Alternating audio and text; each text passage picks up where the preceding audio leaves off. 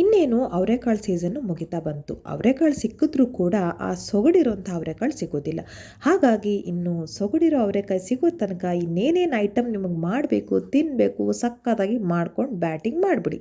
ನಾನಿವತ್ತು ಅವರೆಕಾಳು ಉಸ್ಲಿನ ಹೇಗೆ ಮಾಡೋದಂತ ತೋರಿಸ್ಕೊಡ್ತೀನಿ.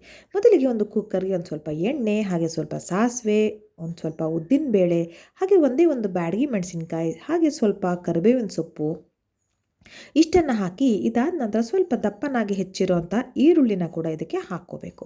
ಇದನ್ನೆಲ್ಲ ಹಾಕಿ ಒಮ್ಮೆ ಚೆನ್ನಾಗಿ ಮಿಕ್ಸ್ ಮಾಡ್ಕೋಬೇಕು. ಆ ಎಣ್ಣೆಯಲ್ಲಿ ಈರುಳ್ಳಿನ ಸ್ವಲ್ಪ ಬಾಡಿಸ್ತಾ ಬರಬೇಕು. ನೋಡಿ ಈ ರೀತಿಯಾಗಿ ಒಳ್ಳೆ ಘಮ ಸ್ಟಾರ್ಟ್ ಆಗ್ತಿದೆ. ಈರುಳ್ಳಿ ಒಂದು ಬೇಸಿಕ್ ಇಂಗ್ರೀಡಿಯೆಂಟ್ ಅಲ್ವಾ. ಸೊ ಈಗ ಒಂದು ಸ್ವಲ್ಪ ಶುಂಠಿ ಬೆಳ್ಳುಳ್ಳಿ ಪೇಸ್ಟ್ ಕೂಡ ಹಾಕಬೇಕು. ಈ ಒಂದು ಶುಂಠಿ ಬೆಳ್ಳುಳ್ಳಿ ಪೇಸ್ಟ್ ಹಾಕೋದ್ರಿಂದ ಇದರಿಂದ ಏನಾದರೂ ಅಸಿಡಿಟಿ ಆಗಿರ್ಬೋದು ಅಥವಾ ಗ್ಯಾಸ್ಟ್ರಿಕ್ ಆಗಿರ್ಬೋದು ಆಗೋದನ್ನು ಅವಾಯ್ಡ್ ಮಾಡುತ್ತೆ ಈ ಶುಂಠಿ ಬೆಳ್ಳುಳ್ಳಿ ಪೇಸ್ಟ್.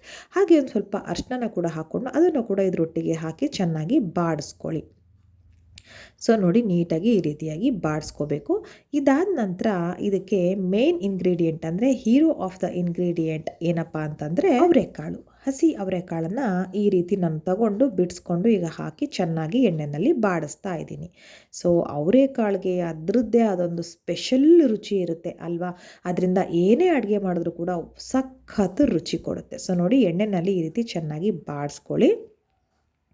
ಚೆನ್ನಾಗಿ ಬಾಡಿಸ್ಕೋಬೇಕು. ಬಾಡಿಸ್ಕೊಂಡಷ್ಟು ಒಳ್ಳೆ ರುಚಿ. ಈಗ ಇದಕ್ಕೆ ಒಂದು ಸ್ವಲ್ಪ ಉಪ್ಪನ್ನು ನಾನಿಲ್ಲಿ ಹಾಕ್ತಾಯಿದ್ದೀನಿ. ಸೊ ಉಪ್ಪನ್ನು ಕೂಡ ಹಾಕಿದ ನಂತರ ಇದನ್ನು ಮತ್ತೊಮ್ಮೆ ಚೆನ್ನಾಗಿ ಬಾಡಿಸ್ಕೋಬೇಕು. ಯಾವುದೇ ಐಟಮ್ ಆಗಲಿ ನೀವು ಕುಕ್ಕರಲ್ಲಿ ಲಿಡ್ಡು ಮುಚ್ಚಿ ಕೂಗಿಸ್ಕೊಂಡ್ರೂ ಕೂಡ ಎಣ್ಣೆಯಲ್ಲಿ ಹುರಿಯೋದ್ರಿಂದ ಎಕ್ಸ್ಟ್ರಾ ರುಚಿ ಸಿಕ್ಕತ್ತೆ. ಸೊ ಈಗ ಇದಕ್ಕೊಂದು ಸ್ವಲ್ಪ ನೀರನ್ನು ಹಾಕ್ಕೊಳ್ಳಿ. ಜಾಸ್ತಿ ನೀರು ಹಾಕ್ಕೊಳ್ಳೋಕೆ ಹೋಗಬೇಡಿ. ಇದು ಯಾಕಂದರೆ ಚಪಾತಿ ಅಥವಾ ಪೂರಿಗೆ ಸೈಡ್ ಡಿಶ್ ಆಗಿರೋದ್ರಿಂದ ಸ್ವಲ್ಪ ಗಟ್ಟಿ ಇದ್ರೇ ಒಳ್ಳೆಯದು. ಸ್ವಲ್ಪ ನೀರು ಹಾಕಿ ಈಗ ಕುಕ್ಕರ್ ಲಿಡ್ ಕ್ಲೋಸ್ ಮಾಡಿ ಒಂದು ವಿಷಲ್ ಕೂಗಿಸ್ಕೊಳ್ಳಿ. ಅಷ್ಟೊತ್ತಿಗೆ ಮಸಾಲೆಗೆ ಒಂದು ಮಿಕ್ಸಿ ಜಾರಿಗೆ ಸ್ವಲ್ಪ ಕಾಯಿ ತುರಿ, ಹಾಗೆ ಖಾರಕ್ಕೆ ತಕ್ಕಷ್ಟು ಹಸಿಮೆಣಸಿನಕಾಯಿ, ಹಾಗೆ ಸ್ವಲ್ಪ ಕೊತ್ತಂಬರಿ ಸೊಪ್ಪು, ಹಾಗೆ ಒಂದು ಸ್ವಲ್ಪ ಉಪ್ಪನ್ನು ಕೂಡ ಹಾಕ್ಕೊಂಡು ಒಂದು ಪೇಸ್ಟು ಅಂದರೆ ಈ ರೀತಿ ನೀರು ಹಾಕಬಾರ್ದು ಜಾಸ್ತಿ, ಈ ರೀತಿ ಮಾಡಿಟ್ಕೊಂಡಿರ್ತೀನಿ. ನೋಡಿ ಕುಕ್ಕರ್ ಕೂಗಿದ ನಂತರ ಹೇಗಾಗಿದೆ ಅಂತ.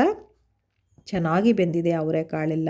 ಅದು ಎಣ್ಣೆಯಲ್ಲಿ ಹುರಿದಿರೋದ್ರಿಂದ ಒಂದು ವಿಷಲ್ ಪರ್ಫೆಕ್ಟ್ ಆಗಿರುತ್ತೆ.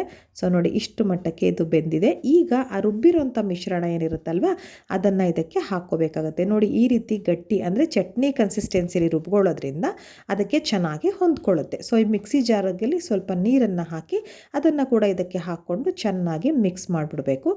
ಒಂದು 5ರಿಂದ 8 ನಿಮಿಷ ಚೆನ್ನಾಗಿ ಕುದಿಸ್ಬೇಕು. ಯಾಕಂದರೆ ನಾವಿಲ್ಲಿ ಹಾಕ್ಕೊಂಡಿರೋದು ಹಸಿ ಮಸಾಲೆ. ಸೊ ಹಾಗಾಗಿರೋದ್ರಿಂದ ಅದು ಚೆನ್ನಾಗಿ ಹೊಂದ್ಕೋಬೇಕು, ಹಸಿ ವಾಸನೆ ಎಲ್ಲ ಹೋಗಬೇಕು. ಅಲ್ಲಿ ತನಕ ಇದನ್ನು ಚೆನ್ನಾಗಿ ಕುದಿಸೋದು ತುಂಬಾ ಮುಖ್ಯ ಆಗುತ್ತೆ. ನೋಡಿ ಈ ರೀತಿಯಾಗಿ ಚೆನ್ನಾಗಿ ಮಿಕ್ಸ್ ಮಾಡ್ತಾ ಕುದಿಯೋದಕ್ಕೆ ಬಿಡಬೇಕು. ಅದು ಸ್ವಲ್ಪ ಥಿಕ್ನೆಸ್ ಕೂಡ ಆಗುತ್ತೆ. ಹಾಗೆ ಆ ಮಸಾಲೆ ಕಾಳುಗಳ ಜೊತೆ ಚೆನ್ನಾಗಿ ಹೊಂದ್ಕೊಳ್ಳುತ್ತೆ. ನೋಡಿ ಈಗ ಇದು ಪರ್ಫೆಕ್ಟ್ ಆಗಿದೆ. ಇನ್ನು ಸ್ವಲ್ಪ ಗಟ್ಟಿಯಾಗತ್ತೆ ತಣದ ಮೇಲೆ. ಈಗ ಸಣ್ಣದಾಗಿ ಕಟ್ ಮಾಡಿರುವಂಥ ಕೊತ್ತಂಬರಿ ಸೊಪ್ಪನ್ನು ಇದಕ್ಕೆ ಹಾಕ್ಕೋಬೇಕು. ಒಳ್ಳೆ ಫ್ಲೇವರ್ ಕೊಡುತ್ತೆ. ಹಾಗೆ ಒಂದು ಸ್ವಲ್ಪ ನಿಂಬೆ ರಸನ ಹಿಂಡ್ಕೋಬೇಕು. ಇದು ಎಕ್ಸ್ಟ್ರಾ ರುಚಿ ಕೊಡುತ್ತೆ ಈ ಒಂದು ಅವರೆಕಾಳು ಉಸ್ಲಿಗೆ. ಸೊ ಇವೆರಡನ್ನು ಹಾಕಿದ ನಂತರ ಚೆನ್ನಾಗಿ ಮಿಕ್ಸ್ ಮಾಡ್ಕೊಳ್ಳಿ.